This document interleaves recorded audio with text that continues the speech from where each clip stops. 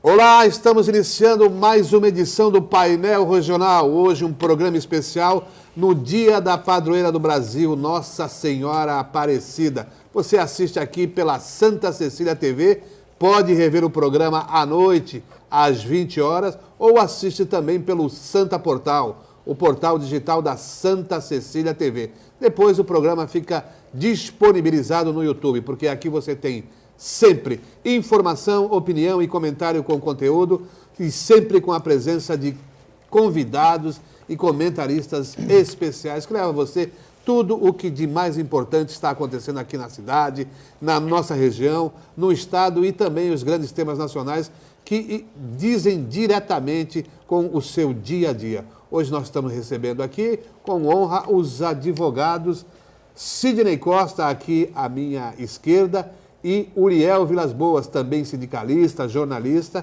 e à minha direita o médico veterinário Eduardo Filete. Ali na ponta a Jéssica Souza. Hoje é um programa especial, foi gravado, então não temos hoje a sua participação. Mas a Jéssica está ali e pelo Facebook você também pode entrar em contato com o Painel Regional. A gente já vai cumprimentando aqui os nossos convidados, como o Sidney Costa. Bom dia, boa tarde, Sidney. Olá, Heraldo, telespectador. Eu vou chamar essa bancada da bancada definitiva, porque em tempos não muito remotos estivemos juntos inúmeras oportunidades. Filete, ele que agora também se apresenta como uma revelação na comunicação da TV regional, o meu sempre quase ídolo, esse que tem noções claras do que a sociedade pode fazer pelo Brasil, que é o Uriel, e também ao telespectador, que eu tenho que cada vez respeitar mais. Nada aqui é combinado, posso garantir, seu Paulo, Jorge, ao sabor do que o telespectador precisa ouvir, a gente fica ao comando do Heraldo Santos. Agora mesmo, ele já me tocou e eu vou respeitá-lo, porque aprendo jornalismo com ele. Lá de Brasília vem o que ele costuma falar, ele vai me corrigir, porque eu não sei se decorei bem. Em eventos gourmet não se bate panela, está lá jantares e jantares para passar a PEC dos custos, da redução dos custos, e sempre é o brasileiro que vai espiar isso, e espiar com X. Muito bem. Uriel Vilas Boas, boa tarde, Uriel. Boa tarde, Heraldo. Sempre uma honra tê-lo aqui no Painel Regional. Boa tarde. Eu gostaria de começar pela Jéssica, afinal de contas, né? Pois é. Por várias razões, entre as quais o fato dela ter essa assessoria de imprensa aqui, né, aqui no programa. E eu perturbo bastante quando eu mando minhas perguntas e ela as coloca no ar. O amigo Filete, que eu tenho um respeito muito especial, ainda mais pelo que eu aprendo com ele em relação ao procedimento que eu tenho que adotar com a minha cachorrinha Dorinha. Impressionante. Coisas frases que ele fala no programa do qual participa, eu gravo e dá direitinho aquilo que está dando certo. Eu fico muito satisfeito com isso. O Heraldo, que a gente já se conhece há um bom tempo, e o amigo Sidney, o advogado Sidney, que leva realmente a característica de advogado. Fala bastante, fala bem. Né? Isso é importante. O advogado não pode ficar calado, ainda mais no mundo igual ao de hoje, onde a tecnologia facilita muito a comunicação, mas não basta falar. É importante o que a gente fala, porque isso é que acrescenta à vida da gente. E também aqui ao meu lado, como já disse, vou cumprimentá-lo, o médico veterinário Eduardo Filete, figura exponencial da nossa cidade, que esteve recentemente em Cartagena, num congresso mundial. O exponencial fica por conta do Heraldo, né? Parabenizar a Jéssica aqui pelo programa. Uriel Vilas Boas, aí, palmeirense, contente, uma pessoa atuante, que gosta que as pessoas se mobilizem, seja no prédio, na associação de bairros e tal. E se todo mundo se mobilizasse, nós com certeza teríamos um país melhor. O Sidney, o poeta, né, que gosta de profetizar, né, tal. E o Heraldo, esse sim, o ícone da TV regional, porque numa TV a cabo, você tem mais chance de você ter o erro, né? O erro é mais aceitável. E aqui numa TV aberta, o erro é quase muito penalizado. Então, com certeza, o Heraldo é o ícone da TV regional hoje, né? Mandar um abraço para a Noemi Francisca de Macedo, que foi a minha primeira assessora de imprensa aqui no Santa Cecília. Eu guardo com muito carinho os ensinamentos da Noemi, o que era um release, que hoje até tem muitos médicos que não sabem o que é o release, né? E eu, há 30 anos atrás, já aprendia o que é um release, o que é uma assessoria de imprensa, tudo. Então, eu fico muito contente em ter esse aprendizado com a Noemi aqui na Unisanta, quando eu comecei a dar aula, mas não vou falar em 88. Então, faz tempo, hein? Faz tempo. Então, muito obrigado pelo convite, Heraldo, pela participação aqui, né, no sempre como programa de muita audiência, como Painel Regional. Muito obrigado. E a Jéssica ali, tudo bom, Jéssica? Tudo bem, Heraldo. Boa tarde ao Filete, ao Uriel, ao Sidney e também uma boa tarde para você aí de casa. Hoje não temos os telefones para você manter contato, mas pode mandar pelo Facebook a sua opinião, sugestão, pergunta, que eu estarei repassando aos convidados da bancada nessa quarta-feira. Bom, pelo Painel Regional, facebook.com/Painel Regional TV. Muito bem. Filete, você esteve lá em Cartagena e tal, quais são as novidades aí, né, da ciência veterinária, né, que foi discutido aí nessa última semana? Foi uma viagem muito bacana, Heraldo, porque não existe voo de São Paulo para Cartagena das Índias, na Colômbia, né? Você tem que passar antes pelo Panamá ou Bom, pelo Panamá, ou senão você vai para outros lugares, mas enfim, pelo Panamá para você pegar um aviãozinho menor e ir para Cartagena das Índias, né? No Panamá eu fiquei um dia lá, porque muitos veterinários, eles ficavam apenas 6 horas, Uriel, e eu achei que era importante ficar um dia lá para poder conhecer o canal do Panamá e conhecer um pouco do Panamá. Gostei muito, uma cidade com 4 milhões, um país com 4 milhões de habitantes, 1,5 milhão na cidade do Panamá, onde eles foram colonizados por espanhóis, né? Os franceses começaram a construir o canal do Panamá, mas foram dizimados, não os franceses, né? Os franceses contrataram gente para construir o canal do Panamá e foram dizimados pela febre aftosa, pela dengue e pela malária. E depois a Colômbia pegou esse território, e depois os Estados Unidos, onde realmente conseguiu construir o canal do Panamá, mas pelas rochas, Heraldo, serem muito elevadas, ele ficou 26 metros acima do nível do mar, por isso que tem as comportas. E hoje o Panamá, com recursos próprios, depois que o Jimmy Carter concedeu a independência do Panamá, eles com recursos próprios já fizeram um canal grande para passar grandes navios, onde são cobrados $1 milhão para cada passagem de navio, e pequenos navios, que é o canal antigo, $400 mil. Então, para você ter uma ideia, no Panamá, se você montar uma empresa lá hoje, uma semana você monta pela internet. Se você quiser ser veterinário lá, você faz 4 meses, 5 meses de capacitação numa universidade e tal. E se você comprar um apartamento lá, 15 anos você pagar o IPTU, porque eles entendem que o estrangeiro é um investidor. Por isso que é um país que tem emprego e é um dos países que nós vamos ter um maior crescimento dos países da América Central e até comparado com os países da América do Sul, onde o Brasil tem um crescimento vergonhoso, apenas maior que a Venezuela e que o Bolívia, né? Mas sobre o Congresso, depois de um dia eu passando no Panamá, eu fui para Cartagena das Índias, o Congresso foi muito bom, veterinários do mundo todo, Heraldo, e realmente com muitos aprendizados, muitas coisas modernas, muitos aparelhos de última geração, né? E pude participar também com a minha carteirinha da TV, né? Indo bem arrumado, assim como o Uriel, elegante, como o Sidney, indo bem arrumado, né? Como bom brasileiro, consegui participar da assinatura do presidente Santos com as Farc, né? Consegui participar desse dia, tirei fotografias desse evento, tudo, né? Mas que depois, no domingo seguinte, a população referendou pelo não. A população não quer, né? A população não quer, né? Mas é simples, Heraldo, a gente explicar isso. Porque Uribe era um presidente que o pai foi morto pelas Farc, né? Então Uribe combateu as Farc. E nesse combate foram ceifadas várias vidas. Mas as Farc ficou muito reduzida ao seu poderio. O presidente Santos entendeu que era aliado do Uribe, mas depois eles brigaram. Na verdade, o Uribe, de uma certa maneira, elegeu o Santos, eles brigaram. E nessa briga, o presidente Santos foi lá e fez um acordo com as Farc. Então, na verdade, o acordo possibilita 10 vagas para deputados federais na próxima eleição das Farc, salário por 2 anos, casa, carro, tal. A população, os carros estavam assim, sim para a paz, não para o plebiscito. Então, a população entendeu que mesmo em 52 anos de briga, talvez a única briga contínua do nosso, do Chuí até o Alasca, né, dessa região toda, talvez o único problema que por 52 anos perdurou, eles entendem que não pode dar mordomia para guerrilheiro. Então é uma questão, o presidente assinou, vai ganhar o Nobel da Paz, mas ao mesmo tempo a população não reverendou. Né? Muito bem. Faria uma observação.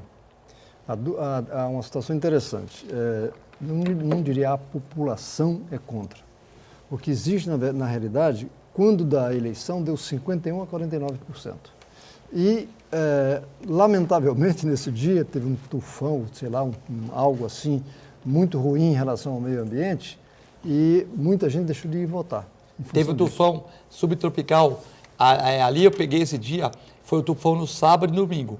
Ele bateu a 200 metros ali, mas teve efeitos. Mais ou menos como Cartagena fosse a ponta da praia, quando teve aquela última ressaca. Então ficou a cidade toda assim, alagada, não só a ponta da praia e zona noroeste. Ficou a cidade toda alagada, você não conseguia sair da cidade velha para o centro murado, então a cidade amuralhada, então ficou meio confuso realmente esse domingo chuvoso. Não teve, tanto que eu até fui correr na praia um dia com chuva mesmo, entendeu? Não estava tão assim, estava ventando, caindo placas assim, mas não estava como a gente está vendo esses dos Estados Unidos, que estão bem mais fortes, porque passou 200 quilômetros ali, mas realmente a locomoção ficou muito prejudicada, o Uriel tem razão nisso, o Uriel que não estava lá, mas é um grande observador e um grande estudioso, né? E o que eu acho importante nessa história é a participação de Cuba, que motivou, que juntou as duas tendências para negociarem e estão negociando de novo, porque eles aceitaram, é claro, o plebiscito valeu e eles aceitaram, então estão discutindo alguma alternativa de modo a resolver o problema, porque em verdade as Farc elas tiveram um certo, como o Filete falou, eles decaíram muito, perderam muito e alguma parte delas chegou a participar até de contrabando de drogas, até nisso.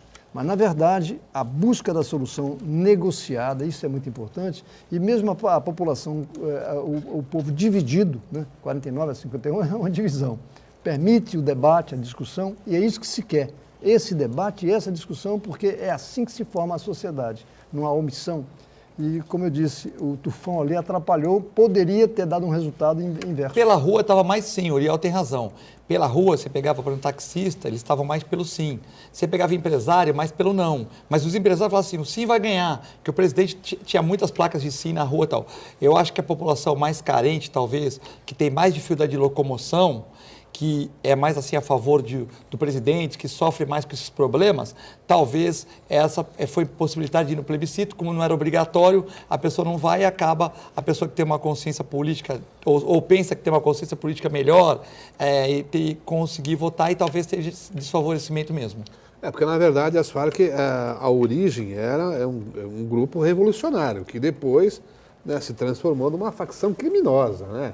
Contrabando de armas, contrabando de drogas, sequestros principalmente, né? Teve a francesa que foi sequestrada, né? Então, que ficou um ano lá, depois ela fugiu e encontrou, fugiu 2 dias andando e encontrou uns pescadores. Quando ela foi se entregar, era das Farc, ela voltou lá, entendeu?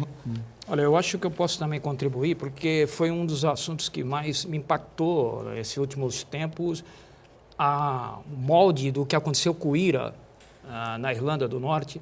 E uma pessoa que é um engenheiro de estudo, ela ficou fora, porque ela tem uma empresa nesse sentido, que é o tal de Jonathan Powell, um inglês que é o negociador e levou a proposta primeiro para o Juan Manuel Santos, que é o presidente da Colômbia, e depois conseguiram um contato com o Rodrigo Londonho, que é hoje o chefe da Farc, e pegaram um modelo de que a arma ela tem força, mas não tem poder. Senão eles já tinham conquistado a Colômbia. E convenceu o líder da Farc em renunciar às armas e ter chance da anistia completa para se tornar um político e ter um grupo, um representante, um partido na Colômbia para veicular sua ideia de mais igualdade social. Na verdade, esse experimento desse senhor chamado Jonathan Paul talvez não vazou nem para os responsáveis do Nobel, em função de que é uma empresa, a mesma empresa de inteligência que conseguiu parar os ataques terroristas lá no Ira e desmanchou o exército irlandês. E também deu chance para eles, inclusive o líder do Ira já, uma coisa que só mesmo um plebiscito para autorizar, o líder do Ira lá já virou deputado. Ele já saiu, largou a arma e já se tornou um deputado. Era o primeiro representante do regime político dentro do Congresso lá na Irlanda do Norte. E a mesma proposta veio para cá, parece que o Londonio também se tornaria, pelo plebiscito, já um político com poderes, e acho que isso foi um dos motivos que fez resistência para essa diferença de votos que acabou agora, até o próprio Nobel, frustrando o que era um ideário. O Nobel, que é bom que o telespectador saiba, hoje representa $1 milhão quem recebe o Nobel. Parece que o Juan Manuel Santos anunciou ontem que vai doar esse valor, já que não chegou a bom termo o que era o projeto originário. Mas o não também está relacionado, não, Uriel? Quando você propõe a uma revolução, se você não conta com a simpatia do povo, aí fica mais difícil. Mas aí o aspecto tem que ser ressaltado. Qual a área que votou contra? Porque, em verdade, e o Filete colocou isso, a classe, vamos dizer assim, média para baixo, era pelo sim. A classe mais favorecida foi pelo não. Então, há essa divisão social, não é? E aí eu faço questão de ressaltar, o que eu acho importante nessa história é o debate, é a discussão, é a busca da solução negociada, não impositiva, porque a Colômbia vive a briga das Farc desde a década de 60. É muito tempo. E é uma das poucas que sobraram, porque nós tínhamos um grupo desse tipo no Peru, não existe mais. Tinha na Bolívia, não existe mais. Sobrou praticamente as Farc. Na Nicarágua. Na Nicarágua, que hoje é uma figura diferente. Né? Então, nesse aspecto aí, o importante que eu vejo é que não é a população, eles estão debatendo, discutindo e buscando a saída. Isso é importante. Está evoluindo mesmo, você que esteve lá, o Filete, essa discussão?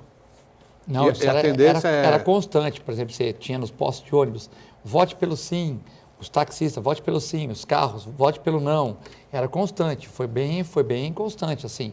E, por exemplo, pegava um taxista e perguntava para ele, o que o senhor... Porque a gente, como está você tem que pegar e conversando com as pessoas. Não, não aguento mais guerra, vamos parar com tudo isso, tal. Outro já, quando você pegava uma pessoa assim, não, mas fiquei dada muito mordomia por causa das Farc, eu acho que tem que atacar lá e tem que acabar com eles. Então tem gente que, só que eles ficam na selva, é mais difícil de acabar, depois eles cometem mais assassinatos, mas 220 mil pessoas morreram entre as Farc, Guarda Nacional, pessoas raptadas, enfim, né? Teve gente que ficou lá 5 anos presos, 10 anos, né? Então tem muita sequela, né?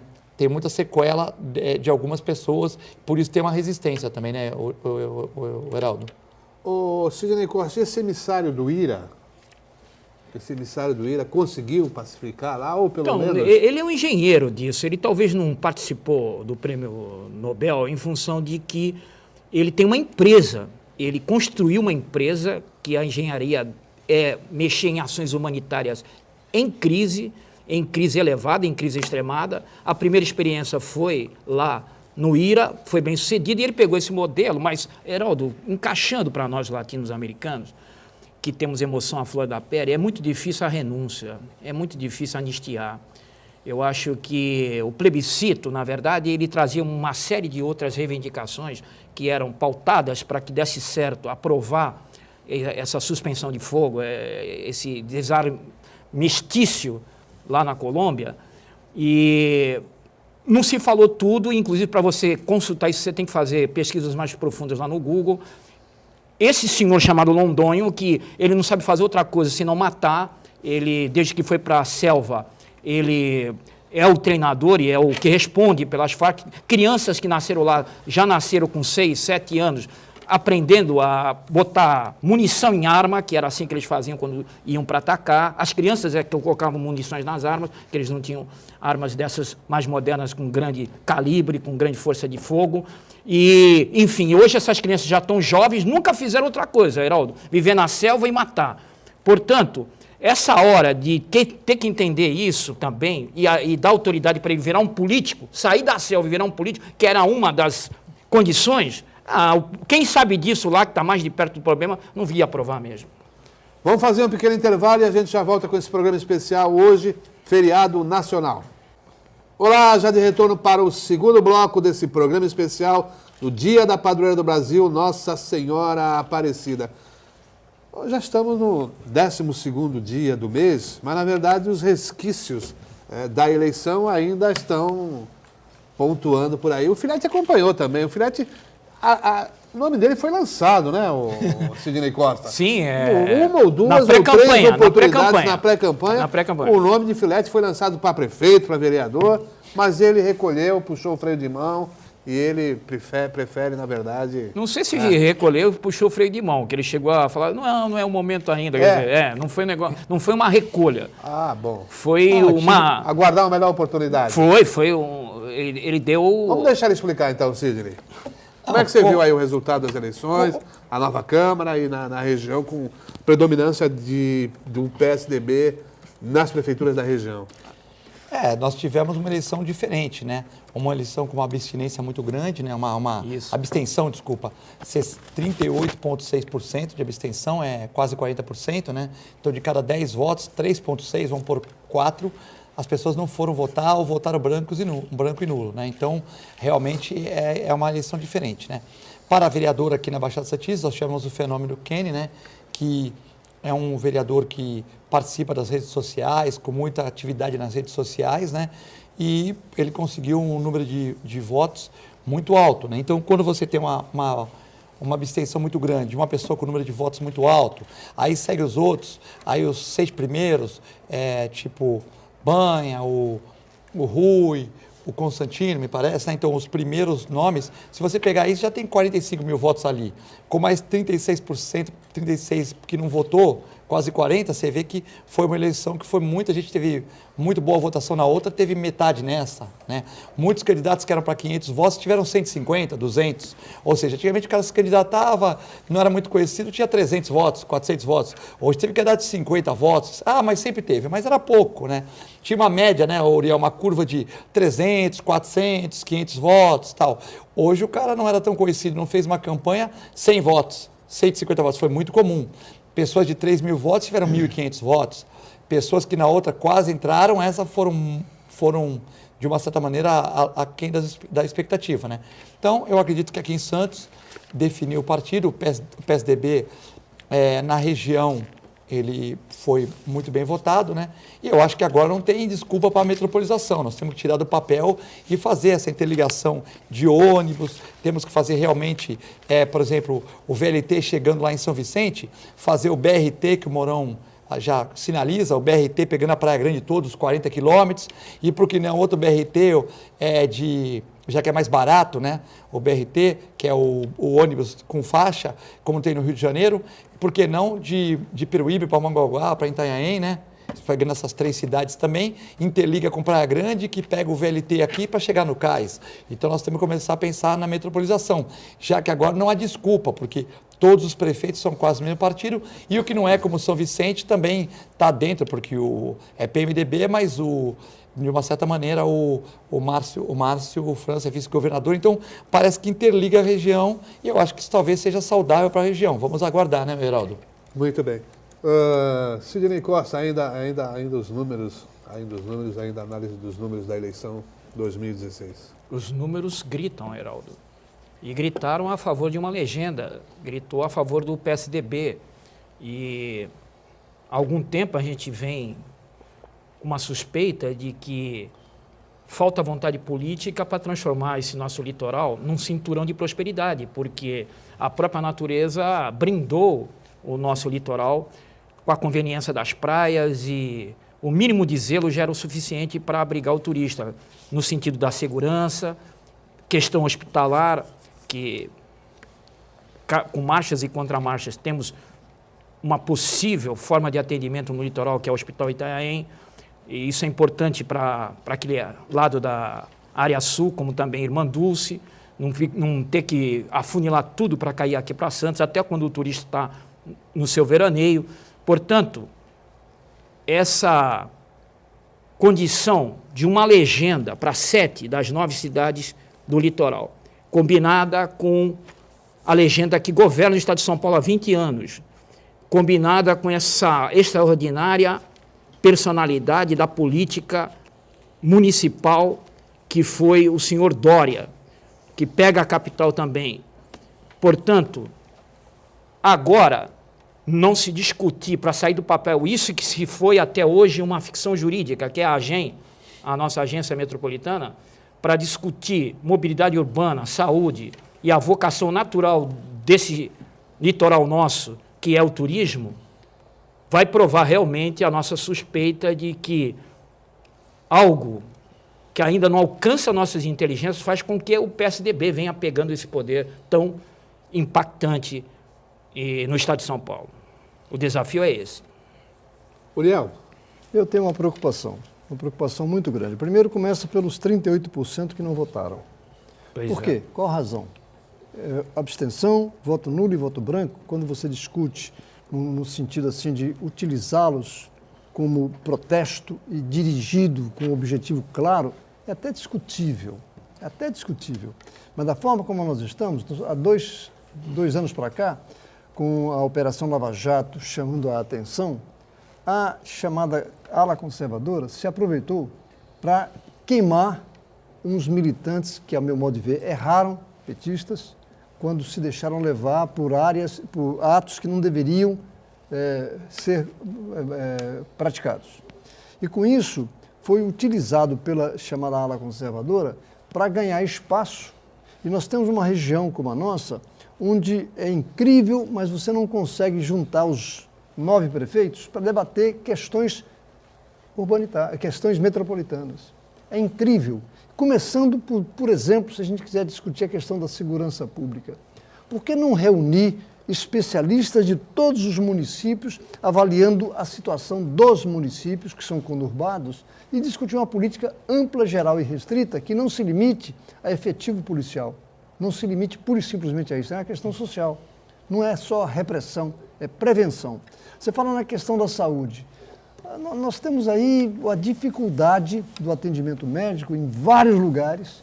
Se houvesse uma discussão também dos especialistas nessa área, a coisa mudaria. Transporte, então, nem se fala. Esse vai levar tempo aí, eu acho um absurdo. vai levar tempo. Eu acho um absurdo. Ele vai terminar onde? No Porto. Depois do Porto vai até o Valongo. E a Zona Noroeste? E mais ainda, eu moro, digamos, lá na vila, no Itararé. Eu pego esse VLT aí e vou trabalhar na rua João Pessoa. Como eu faço para chegar até lá? Quanto tempo eu vou levar? Então são situações que exigem... Ele vai para o centro. Ele vai para o centro. Sim, mas eu vou sair do Itararé. Itararé, da praia ali. Inicialmente vou até o... Não, ele vai direto, ele entra na Campos Melo depois. Sim, mas... Mas não tem como fazer tudo, né, Uriel? Todo riscado, essa de toda de uma Não, vez só, né? O que eu quero dizer é que o planejamento não é feito adequadamente em momento certo. Tanto é que perdeu-se verba com o problema das enchentes da Zona Noroeste. Chegou a se perder verba, não é? E tem a enchente aqui agora na Ponta da Praia. Na Ponta da Praia. Nós temos uma cidade que a gente precisa assim, de integração. Eu assisti no programa anterior, da segunda-feira passada, eu estava ouvindo um munícipe reclamar da orla da praia ter o trânsito ali interrompido aos sábados à tarde, domingo à tarde, numa área que quem passa lá, eu faço questão de fazê-lo, passo lá, vejo um monte de gente andando à toa, passeando, se divertindo. Isso é impressionante. Então a gente caminha para um conservadorismo desnecessário. A gente precisa abrir mais o jogo, estimular mais a participação. Então, eu estou lançando aqui um recado, não é um desejo, é um recado. Os prefeitos que vão tomar posse agora vão ter muita dificuldade, muito problema financeiro, falta de verba, e vocês vão ver o resultado disso aí. Agora, meu medo é que não havendo o debate, a discussão, o entrosamento, as pessoas se manifestando, associação de moradores, grêmios estudantis, sindicatos, associações comerciais e por aí afora, não havendo um debate amplo, né, a coisa vai complicar e nós podemos ter muitos problemas futuros. Uriel, eu não entendi muito bem a sua posição. Você é contra o fechamento daquele trecho da praia? Ao contrário. Sou a favor. Que susto. Ficou meio na ar, né? Não, eu disse Ele falou para andar, ele falou que Hoje, que susto, eu ouvi um ouvinte aqui, um participante do programa, mandando um questionamento ao prefeito em relação a isso. É um absurdo, porque nós temos uma situação curiosa. Você vai numa cidade do interior, são casas, então tem gente na rua. Aqui, uma cidade como a nossa, a tendência é fazer o quê? Prédios. Prédios, as pessoas não ficam na porta. As pessoas não se integram. Isso é ruim. Tem que ser avaliado até sobre esse prisma. Né? Tem que ser debatido como entrosar as pessoas no prédio onde mora, você entrar no elevador, falar bom dia, boa tarde, a pessoa responder. Isso é preciso. Sobre essa questão da praia, né, Uriel? As pessoas que são do contra, né, e aqui a gente tem que ser mediador, elas falam que poderiam pôr esses equipamentos na própria praia, estimulando, né? E elas ficam mais preocupadas com a locomoção de questão de ambulância, né? Por exemplo, que... Não, eu entendo, mas... Por exemplo, Emergências. Que ocorre, por exemplo, que quando você divide a cidade, né? A gente tem uma série de equipamentos de um lado, uma série de outros, e às vezes pode, a Ana Costa é uma divisão, mas começa às vezes a tumultuar. Eu não sou contra, não, estou falando assim que tem que ser uma logística, porque às vezes começa a tumultuar na costa e um socorro demoraria mais tempo a ser atendido. Mas então, eu diria, as pessoas de idade têm um pouco de receio nisso, né? Pois é, mas eu diria, num caso como este, se colocar um esquema tal que tenha até alto-falante para dizer assim, pessoal, agora vai passar a ambulância que é uma emergência. A ambulância vem com aquele negócio chiando. Poderia abrir também, né? Abre, imediatamente, as pessoas saem automaticamente. Então não é isso que impede. O que eu quero dizer com isso é o estímulo para que as pessoas passeiem, andem, porque quanto mais a rua cheia de gente, e aí eu falo com orgulho que eu moro na rua José Clemente Pereira, no Campo Grande, o meu quarteirão passa lá toda noite, gente, vocês vão ver pessoas sentadas lá batendo papo. Isso é interessantíssimo, precisa ser estimulado. Outro ponto que você tocou quando falou dos prefeitos, discussão da segurança e tal. Então, na tua visão, a GEM não funciona? Eu diria que a GEM tenta, mas não consegue juntar os prefeitos. Tanto é que se você vai numa reunião do Condesb, são 9 prefeitos. Parecem 4, 5. Isso é o primeiro ponto. Segundo, é que não aparece a proposta concreta e o encaminhamento. Imagine você, o governador do estado, receber uma delegação de prefeitos que vão levar um projeto unificado, que não se limitará à Operação Verão, Operação isso, Operação aquilo, mas um projeto unificado, porque vai acabar com essa história de que o PM trabalha nas folgas para ganhar um troquinho a mais, quando devia estar ganhando um salário decente na jornada normal. Então, levaria para o governador uma proposta unitária, correta, concreta em relação ao que vem a ser a segurança pública. Isso repercute positivamente. Não tendo isso, você não tem segurança embaixo, como a Vila Rica. Você passa 8, 9 horas da noite, as ruas vazias, e qual é o sistema de segurança que tem ali? As farmácias estão sendo assaltadas, farmácias. E isso é um detalhe, e outro detalhe que eu chamo a atenção também, não vou criticar apenas o poder público, o executivo. As associações, tipo associações comerciais, diretores lojistas, têm que participar das reuniões do Conselho de Segurança para discutir essas alternativas. Se você não faz isso, deixar só por conta do executivo fazer, eu sou contra também. Acho que a gente tem que participar, efetivamente. Agora, essa questão ainda do Condesb, da GEM, você acha que a pouca resolutividade das questões, dos problemas levantados, é porque a região metropolitana foi criada pelo governo do PSDB e, em razão disso, as questões são mais travadas, o desenrolar fica mais complicado? Veja bem, a GEM e o Condesb reúnem os prefeitos e os organismos do governo do estado. mas não tem participação de associação de moradores, não tem participação dos vereadores na discussão dos A problemas. própria OAB também poderia A participar. OAB podia participar. E não se trata de fazer grandes assembleias de resmungos ou desabafos emocionais. Questões técnicas, objetivas. Com isso, eu cito aí a nossa OAB. Nós somos, os 9 municípios da Baixada, tem 8 subseções.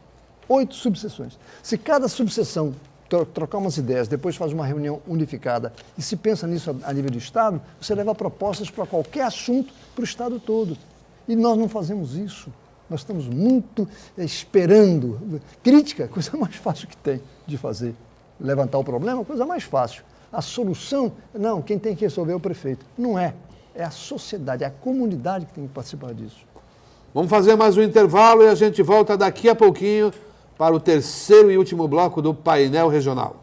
Já de retorno aqui para o terceiro e último bloco do painel regional, a gente vai continuar nesse debate hoje, recebendo aqui Sidney Costa, Uriel Vilas Boas e o Eduardo Filete. Ô, Uriel, vamos começar aí da ponta agora. O governo aí quer segurar os gastos, mandou lá a proposta de emenda à Constituição, limitando, fixando lá, né? Não poder, congelando, na verdade. Isso, de certa forma, é uma temeridade também, porque... Ele levou em consideração a opinião de quem? Isso é que eu fico irritado.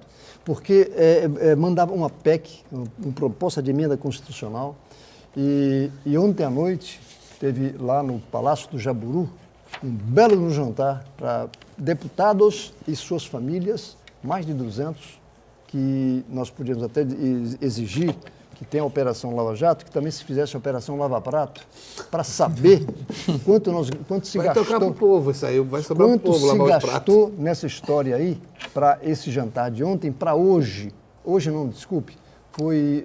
Eu estou falando foi ontem, domingo, não. É que eu estou com esse negócio na cabeça. E dois ministros já deixaram o cargo, né, Uriel? 2 ministros já deixaram o cargo para reforçar a votação. Então, eu diria que essa operação... Na segunda-feira já estava todo mundo, e não é comum a todos os deputados irem para Brasília segunda-feira, e foram para Brasília para votar a PEC. Ela foi discutida com quem? Qual organismo social que debateu? E aí passa pela área industrial, econômica, dos trabalhadores, uma discussão ampla, geral e restrita, até para discutir. Quando você faz uma campanha para poupar água, você estimula as pessoas a tomarem cuidado, não gaste água. Nesse caso, a gente poderia ter uma discussão, vamos economizar aqui, economizar ali e acolá. Não, o governo mandou uma PEC, quer dizer, uma emenda constitucional, e fez um trabalho de tal forma para pressionar os seus aliados, dizendo-lhes, se vocês votarem contra, vão perder os cargos para os quais vocês indicaram pessoas, a dificuldade de as emendas de verbas para usar nos seus municípios. Isso é errado. A discussão tinha que ser ampla, geral, restrita, com a colaboração de toda a comunidade, porque isso vai repercutir na saúde, na educação, em várias outras áreas. Então, eu estou muito preocupado com essa decisão que foi tomada pelo Congresso Nacional. Ainda bem, ainda vai para o Senado, mas o Senado é mais conservador ainda. Muito preocupante. Ô, Sidney Costa, a grita geral vem exatamente de setores aí, os mais nevrálgicos, né? Como saúde, educação, que teriam um corte desses gastos, né? Porque na medida em que você lá, durante 5 anos, você limita gastos, né? Pois é, esse chamado para votar servindo lauto antepasto na casa que deveria ser casa de assuntos para modificação séria do país, já mostra qual é a atitude, a intenção do Temer. Conseguir um equilíbrio nas contas do governo e a sociedade se virar. A sociedade, infelizmente, há muito tempo aceita esses desafios. É uma sociedade cordata, uma sociedade marcada por trabalhadores que suam a camisa, acordam cedo e não tem essa vocação para ficar entendendo informação proposta e assuntos políticos. Ele quer saber se o salário dele vai dar para pagar as despesas no final do mês. O salário dela, hoje a mulher é muito proativa no mercado de trabalho, se o salário dela vai dar para pagar todas as dívidas. Essa é a preocupação do trabalhador. E abusar disso, Heraldo, é algo que a gente já fica até sem palavras, já fica até sem ação. Mandar 2 ministros dele renunciar para ir fazer força de voto dentro do Congresso, outra atitude da mais rasteira que a gente estava tentando fugir há algum tempo, de não ver nunca mais. Portanto, está aí, de um lado, a classe trabalhadora que quer ver o seu salário chegar até o final do mês e há algum tempo não vem vendo isso. Do outro lado, repetição de métodos rasteiros, equivocados, no mínimo discutíveis para quem realmente pensa num país como ações responsáveis. É uma irresponsabilidade que está sendo feita com essa PEC do redução de custo. O que é pior, no bolo dessa PEC tem uma lei de responsabilidade previdenciária que irá cingir-se à lei de responsabilidade fiscal, e é isso que vai dar autoridade para redutores, aplicação de redutores, para que aquilo que você contribui para a Previdência tenha cálculos atuariais que nunca sejam nos moldes do que você um dia pôs nos cofres públicos. Está valendo até a pena, viu, Heraldo, deixar de pagar INSS e entrar para a Previdência privada. Porque do jeito que eles estão fazendo, Mas tem pode, aí... Sidney, mas pode fazer isso? Não sei, não pode sei, ser eles estão obrigado. querendo passar Não, essa mas PEC. Você tem que saber, pô. Mas você Sem registro profissional, pode. Não, mas com registro profissional. Não, com registro, não. Mas olha, Então você é obrigado. nessa Mas hora no de desobediência Chile você civil, pode filete. escolher. No Nessa Chile você hora, pode sei escolher. lá, quanta gente não paga NPS e está pagando. É direto, Cid, Para não quem, tem como. Para quem é empregado, Pois é, descontado na folha. Não Como é tem que você como. vai Pois é. evitar esse desconto? Ora, Pois é, mas a sociedade nesse momento, tem que admitir até o descalabro desse formador de opinião, que na verdade sou dos mais humildes, eu penso tão simples resolver isso, seria, por exemplo, chamar a voluntariedade os políticos brasileiros por 5 anos. Lá no Congresso foi feito um cálculo e a despesa mensal do Congresso é de 2 bi para pagar todo mundo. Funcionário tem que trabalhar, não vamos suspender o salário deles, mas político, por 5 anos, ele mesmo, por ato próprio, oferecer-se a servir o país por 5 anos sem salário. Seria uma das maneiras de redução de custo muito efetiva, se considerar que 2 bi é o gasto mensal lá dentro, no Congresso brasileiro. Mas essas coisas, nem se fala em redução de despesa, está todo mundo com seus carros, mais de um, Mas eles não vão querer, carros não. oficiais, e a gente não vê seriedade, pelo menos nesse momento de voltar a PEC da redução de custo. Chamar ministro, falar no ouvido dele, renuncia, vai para lá votar. Chamar grandes jantares para ter eles presos lá, para pelo menos ouvir o Temer. E, Heraldo, desculpa, ninguém é mais inocente nesse país. É o fim do anonimato há muito tempo por causa das redes sociais. Quem chama para lá alto jantar, lá em Brasília, para negociar, não é só com comida que está sendo feita essa negociação. Na verdade, o governo Temer está se fiando no resultado que obteve com o afastamento da presidente Dilma, para conseguir também fazer essas mudanças. Agora, um dos setores que mais serão prejudicados é exatamente do servidor público e aquele que ganha menos. Não, o servidor público... Ô, Heraldo, o país está quebrado, né? Tem Vai que diminuir. tá. O país está quebrado. O servidor público terá que caminhar para uma previdência A complementar. Grécia quebrou. Sabia? Então, vamos pegar o que o Uriel falou, que vai ter o aperto mesmo, que as prefeituras, os governos vão estar sem dinheiro, aproveitar o que o Sidney falou para não... Você vê, a Grécia começou a gastar, quebrou. O que fez a Alemanha? Diminuiu o salário de todo mundo, desde o presidente até o...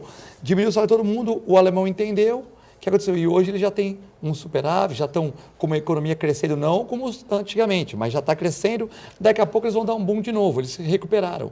Aqui o problema no Brasil é que O judiciário, não quero diminuir despesa. Os políticos não querem dividir. E a população, o empresário, já não aguenta mais pagar imposto, você vê. Mas, o Filete, ele está propondo congelamento agora, só que antes ele já deu para esses setores lá em cima. Pois é. Você veja Já deixou no teto alto. o STF. Houve um aumento lá de quase 10 mil reais para cada ministro. Quer dizer, então o impacto... Para esse pessoal é pequeno. Se realmente passar a PEC, é pequeno. Ué, Vai pegar no trabalhador, O né? funcionalismo claro. público não sente muito esses impactos como a sociedade. Né? Aqui nós... Os salários são razoavelmente vultosos. Mas Ainda a mas questão- é uma pequena elite também, Sim, viu, sim, Sidney? Porque sim. aquele que rala mesmo, lá, o servidor, esse sofre, mas- esse acaba tendo reajustes, às vezes, abaixo da inflação. O Uriel Mas, conhece Heraldo, bem. Mas essa essa coisa. elite que faz as mudanças, né? Mas Heraldo? você vê, nós temos Essa elite que faz as mudanças, Nós são os temos 45 ministros. 45 mil pescadores em Brasília. Então, tem assessorista ganhando mais que juiz, né? Então, tem que acabar essas coisas. O Ronald Reagan, quando foi presidente dos Estados Unidos, ele falou, o projeto social bom não é pelos que entram, não é os 17 milhões que recebem Bolsa Família, é pelas pessoas que saem. Então, é que você vê, a Previdência é superavitária, mas eles colocam pessoas, e não estou falando que essas pessoas não merecem, índios, trabalhadores agrícolas que não foram registrados, quem passou de 65 anos que nunca trabalhou, não sou contra essas categorias, para deixar bem claro. Coloca no mesmo balaio. Então, é lógico que vai afundar o negócio. Quem pagou a Previdência, eu paguei desde 14 anos, e meu pai já falava para mim, você nunca vai aposentar na idade certa que vai mudar tudo. Então, quem pagou, a Previdência é superavitária, vamos deixar aqui. Ah, mas nós queremos colocar os índios, tá, vamos fazer uma outra caixa de ação social. De onde que vai vir o dinheiro? Não sei. Isso está nessa lei. Se vira. Isso está nessa PEC. Não, se vira. Separar Por que acontece? Quebrar a Previdência. A LOA, separar Você vê, tudo isso aí. hoje o empresário perde mais tempo no meio que no fim. Hoje em dia você tem mais tempo com a parte de papelada que no teu trabalho, né? Quer dizer, o Brasil está muito burocrático, né? Não. Hoje, se você for ver fiscalização, imposto de renda, todos os impostos que você tem que pagar, você perde mais tempo nisso, com essas preocupações de gerenciamento, tal, do que você no seu trabalho mesmo, né? Alguma coisa está errada, né? Onde no Panamá, em uma semana, você abre uma empresa. Uma questão curiosa. Quando o Temer assumiu, ele está há 6 anos como vice-presidente. A gente questiona a necessidade que nós gostaríamos de discutir o orçamento público municipal, estadual e federal. Gostaríamos de conhecer o que acontece dentro de uma máquina burocrática do Poder Executivo e outras áreas. O Temer estava lá há 6 anos, tinha indicado nomes para ministros, o partido dele, os aliados dele, e tinha também outras situações, como indicando para empresas estatais. Ele não sabia da situação financeira do país? Dizer agora que não sabia de nada?